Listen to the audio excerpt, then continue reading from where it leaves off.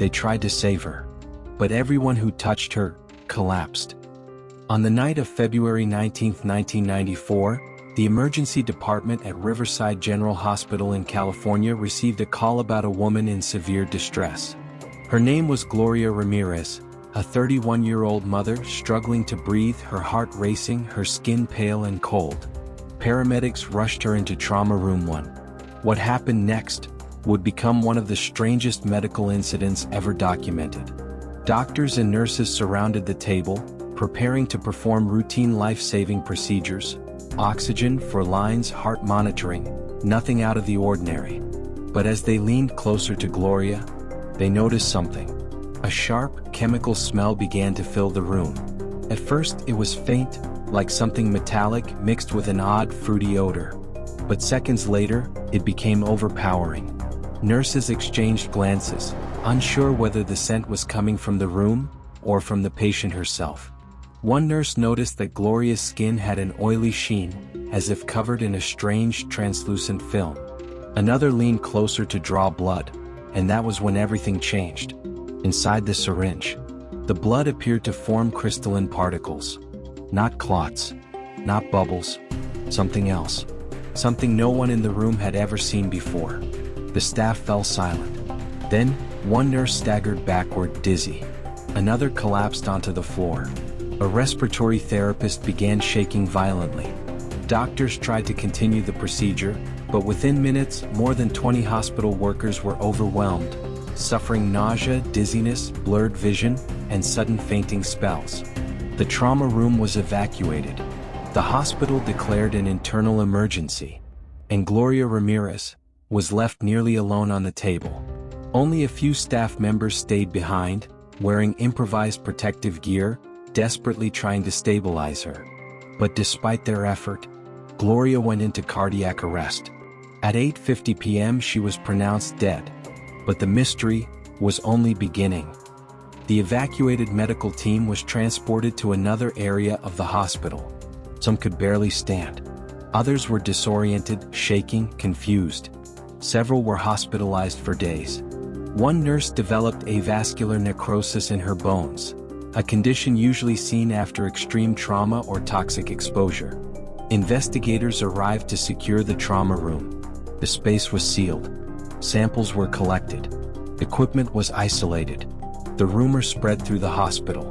The patient was toxic. But how? Gloria's body was transferred to the county morgue under controlled conditions. The autopsy was delayed. Staff worked in full protective suits. Something about her body frightened them. When examiners finally began their analysis, they noticed traces of the same oily residue on her skin, and the lingering chemical odor still present around the body. Toxicologists were brought in. Chemists, forensic specialists, medical investigators, all searching for a logical explanation. And yet, none of the usual toxins appeared in her blood work. No lethal chemicals, no nerve agents, no industrial solvents. Nothing that could explain why trained medical professionals had collapsed simply by being near her. The case was classified as a medical anomaly. But behind the scenes, theories began to form. One hypothesis suggested that Gloria had been using dimethyl sulfoxide, a home treatment compound sometimes applied to the skin for pain relief. When exposed to oxygen and certain conditions, it can transform into dimethyl sulfate, a highly toxic substance. If this chemical reaction had occurred inside her body, it might have released fumes potent enough to poison everyone around her. Some investigators believed this could explain the strange smell, the oily skin, the crystallized blood samples, and the sudden collapse of hospital staff. But other scientists dismissed the theory, arguing that the conditions required for such a reaction were nearly impossible inside the human body. And there was another problem. If the compound truly turned into dimethyl sulfate, it should have left far stronger chemical damage. Yet the hospital showed no signs of contamination. No walls corroded. No equipment degraded. No residue detected in the room. So investigators faced a troubling question. If the toxin wasn't in the environment, was it inside Gloria herself? Her family rejected the theory entirely. They insisted she did not use chemical pain treatments. They claimed she was healthy, kind, and loving, not someone who would experiment with strange substances. To them, the hospital had made a mistake. They believed the staff mishandled the emergency and were trying to shift blame.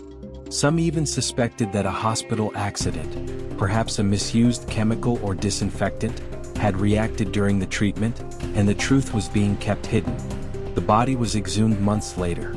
But by then, decomposition had destroyed many potential clues. And despite rounds of review, no universally accepted explanation was ever recorded.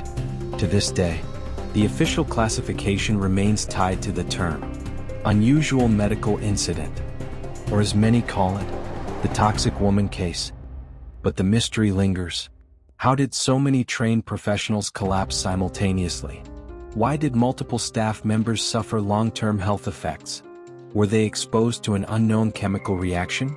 Or did something else happen in that trauma room? Something that never made it into the reports?